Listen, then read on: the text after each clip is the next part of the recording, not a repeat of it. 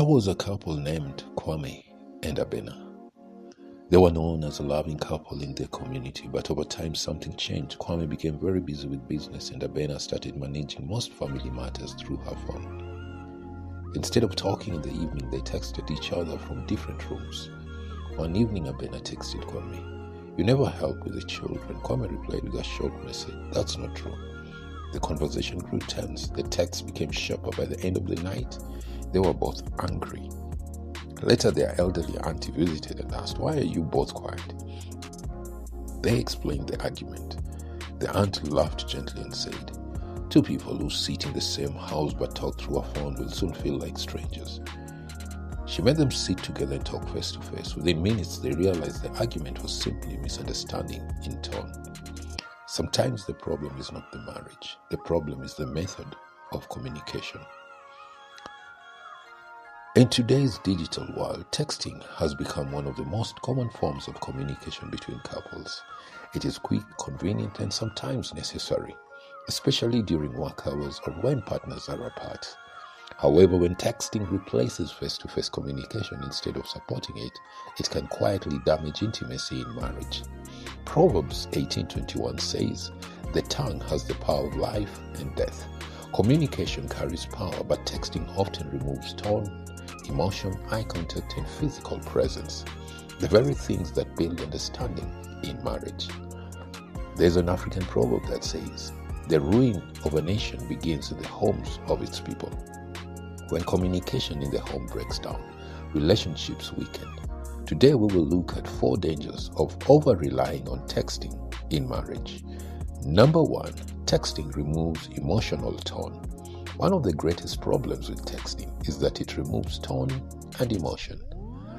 A simple message like "fine" can mean many things. "I am okay," "I am upset," "I am tired," "I don't want to talk." Without facial expression and voice tone, misunderstanding grows quickly. Proverbs 15:1 says, "A gentle answer turns away wrath, but a harsh word stirs up anger." Tone matters. When couples speak face to face, they can soften words with kindness, eye contact, and compassion. Texting cannot carry the warmth of a gentle voice. Number 2, texting can replace quality time.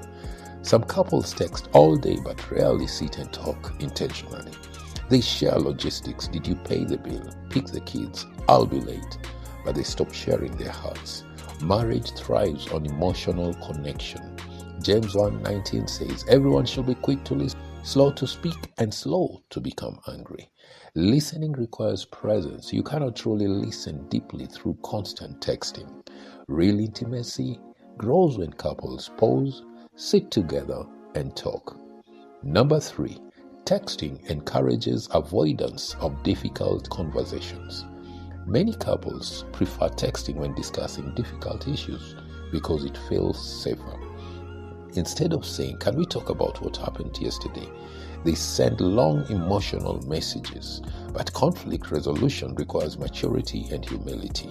Matthew 18:15 says, "If your brother or sister sins, go and point out their fault just between the two of you." Notice the principle, go to them.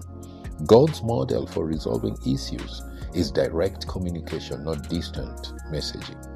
Number 4, texting can slowly reduce intimacy. Marriage intimacy is built through eye contact, laughter, shared emotions, physical presence, and touch. Phones compete with these moments. A couple may sit on the same couch but remain on their phones texting others. Over time, emotional distance grows. Genesis 2:24 says, "A man shall leave his father and mother and be united to his wife, and they will become one flesh." Unity requires closeness, attention, and presence, not digital distraction. Here is an activity for you. I call it the 20-minute face-to-face rule. Put both phones away, sit facing each other, and each partner answer these 3 questions. What made you happy this week? What stressed you this week? How can I support you better? No interruptions, just listen. This simple habit rebuilds emotional connection and communication. My friend, texting is not the enemy of marriage. It is a tool, but it should never replace real, face-to-face communication. Healthy couples use texting for coordination, encouragement, and quick updates, but they reserve their hearts, their emotions, and serious conversations to face-to-face moments. Marriage grows strongest when two people look into each other's eyes, not just at their screens. Thank you.